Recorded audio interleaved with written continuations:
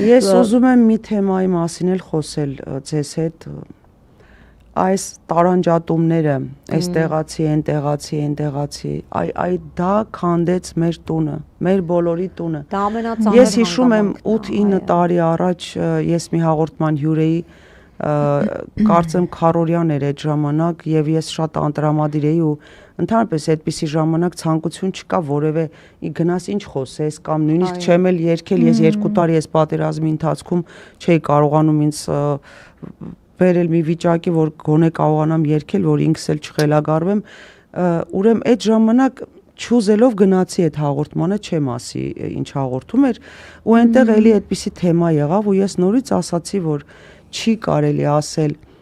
Արարատցի, Արցախցի, Գյումրեցի, Սփյուռքում էլ կա այդ խնդիրը, Սիրիահայ, Պարսկահայ, Լիբան ու իրար մենք մեզ դրանից հետո այդ ջլատում ենք, կոմենտները, որ ես կարդացի, դեռ այսքան աղտոտված չէր, դեռ այսքան լիուլի չէր այս վատ բաները էլի, այդ ինչեր էին գրում։ Բայց մենք ասել ենք Իջևանցյան Նիկոլ, ուրեմն Իջևանցել, բայց դուք հասկանում եք, այս մի բուր երկրում, այս մի բուր երկրում, դա բաժանիր, որ տիրես սկզբում ժողովուրդ պարակտեր, մեկի մյուսի դեմ լարել, անուշ հայրենիքում։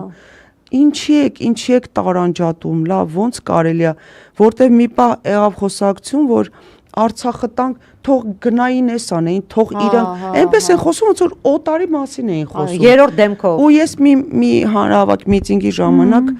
էլի մոտեցան խոսեցին, նորից ասացի, այս հիմա որ վաղը գան Արարատ մտնեն, ինչ պետք է ինձ ասեք, ինչ ես եկել, պետք է, այսինքն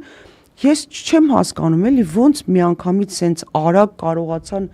մեր ուղեղները այսպես քանդել։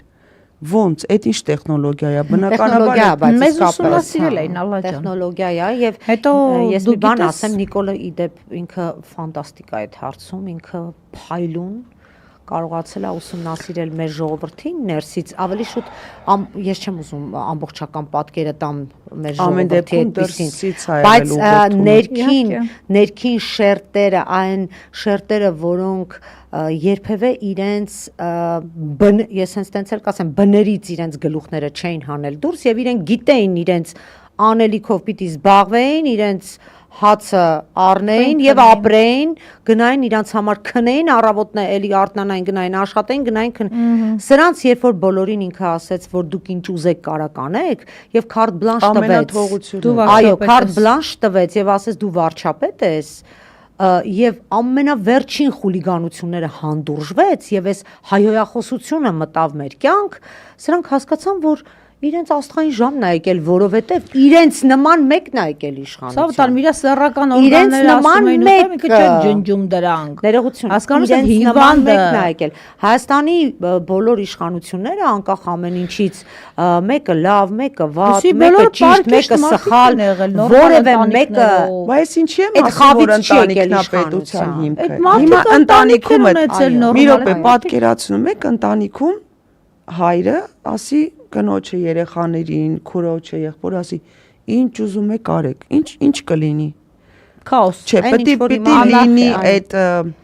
ժողովրդավարությունը ուրիշ բանի հետ են խառնում մարդիկ, էլի։ Մեկը ամեն ինչ սահման, մեկը ամեն ինչ պիտի ունենա սահման, որ ասում են այդ ո՞րն է այդ սահմանը, այդ քո դաստիարակությունն է այդ սահմանը,